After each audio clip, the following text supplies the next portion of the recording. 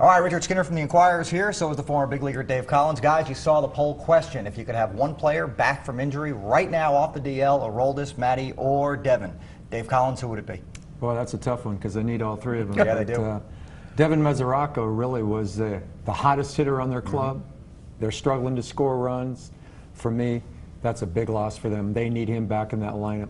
What do you think, Scott? Oh, I don't think any question. Devin Mesoraco. I really think that if he'd have gone another week hitting the way he was, now granted, I'm not talking about 500 because that's silly to think that somebody's going to hit 500 that long, but if he had gone at least with the power numbers, at least continue to drive in runs, you had to really think hard about moving him up to the 4th, 5th spot in the lineup because he's just been that good. A guy that really we didn't talk about counting on for much. It was almost an afterthought that he's going to be a little bit better hitter than Hannigan, but what's he going to do? He's been fabulous, and I think they miss him significantly. Now, again, some of this weekend was Atlanta's pitching, but I think they miss him a ton. We saw Aroldis Chapman have another live batting practice session, and Dave Collins this time around in Atlanta, 43 pitches without the benefit of the protective cage. How big of a mental step is that for him, getting over that hurdle of being on the mound with balls coming at him? Well, you know what? I think everybody's different. Yeah. I mean, it may affect one player a lot different than another player. But I've got a feeling that he'll be able to come back and pick up right where he left off. I really do.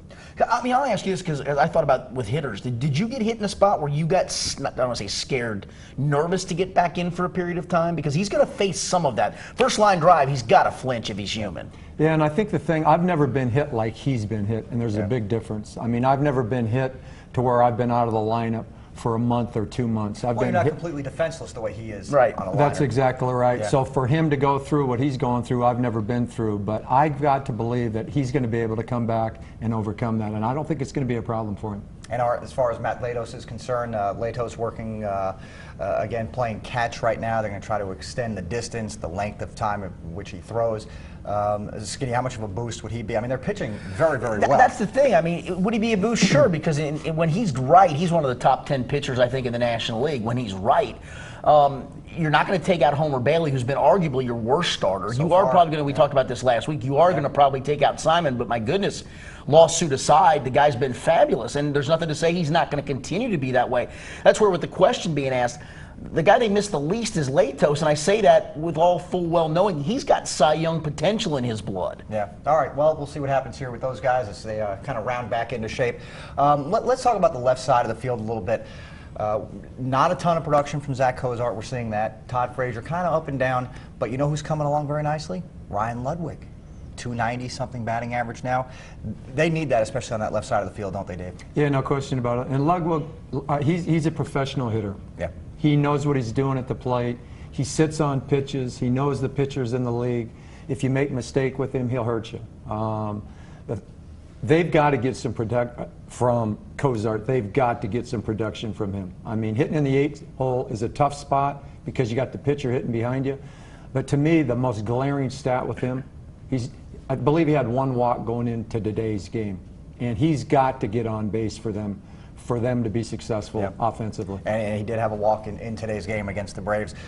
Skinny, I mean, at what point defensively, he's very sound, so it's hard to mess with that at shortstop, but at some point with the bat, he's got to do it. Well, you can't hit 140 or 130 or whatever the silly number is after today. I stopped looking after a while because it's almost scary to see. That being said, he did go into today with 1 less RBI than Joey Votto, then I believe Ludwig, then Frazier, a couple less RBIs than Jay Bruce. It's funny, if you hit him 8th and he hits what we talked about last week, give me 245, 250, 15 homers, 35 doubles, and I swear I think he'll do that by the end of the year. That's all well and good. The problem is, you really don't have a guy other than Votto, and I still think he's hitting the correct spot in the lineup at the 2 spot. Who are you afraid of in this lineup? Who do you pitch around? Who worries you in this lineup? There's nobody. Well, right now it's excuse me. Right now it's certainly not Brandon Phillips. Right. Really struggling, especially since going down to 3. Does it make that much of a difference for Brandon to be in that spot?